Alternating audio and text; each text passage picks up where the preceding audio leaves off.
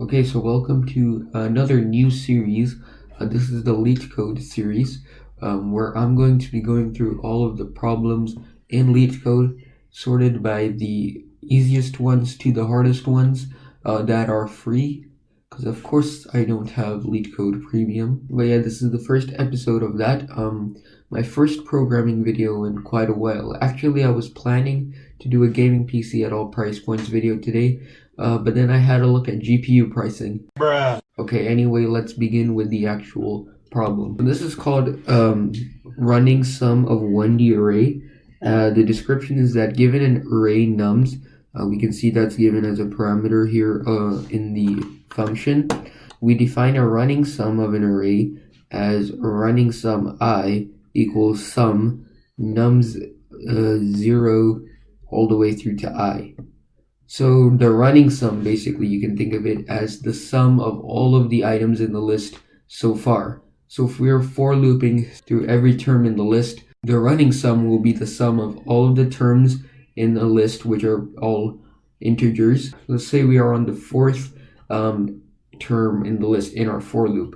So the running sum would be the sum of the first item in the list, the second one, the third one, And if we were in the fifth iteration of our loop, then the running sum would be the sum of the first item, second item, third item, and fourth item. So yeah, an example would be we get the input list of 1, 2, 3, 4, and then we give out the output, or we're expected to give out this output, 1, 3, 6, 10.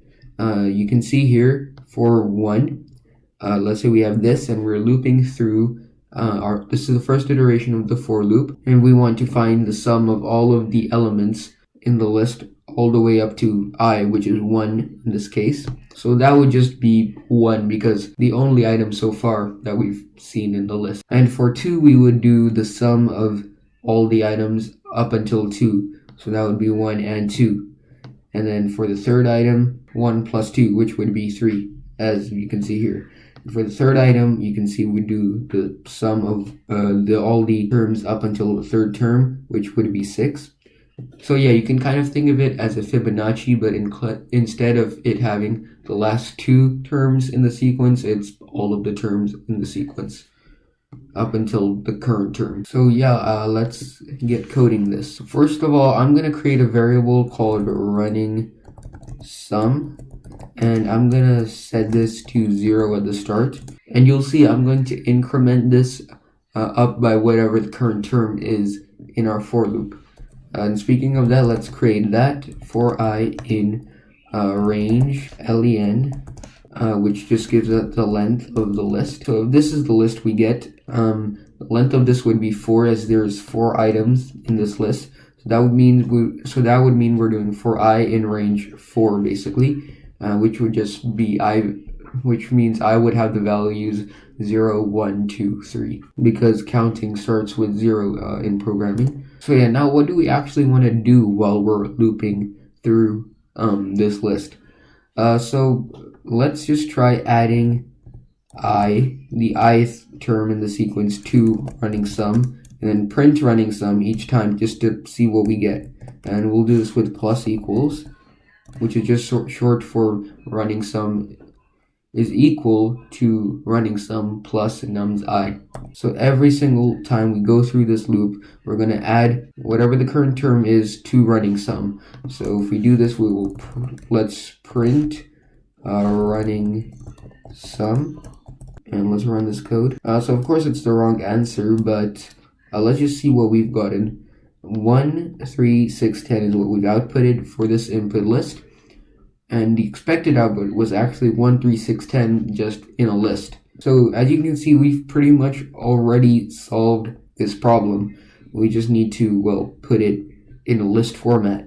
We can just do that by creating a new list and setting it to empty for now. And instead of printing running sum, we can just do newList.append, which would add this value to the new list, and we would append running sum. And then we would just at the end of this function just return not running sum new list. So if we were to now just run that, you can see accepted solution. We did it in 20 milliseconds, which, let's just see, where do we rank in terms of the rest of people who did this? So it was 24 milliseconds, faster than 80% of everyone who did this. Let's see that on the graph. Okay, cool. We're over here. So let's see, what was the fastest solution to this problem? This ran in 12 milliseconds. So yeah, if you'd like to see this, I'm not going to explain this right now, but if you're interested, you can see this solution. It's a slightly faster one. But anyway, that's the end of this video, the first episode in the LeetCode series. Let me know if you enjoyed it, and yeah, see you in the next video.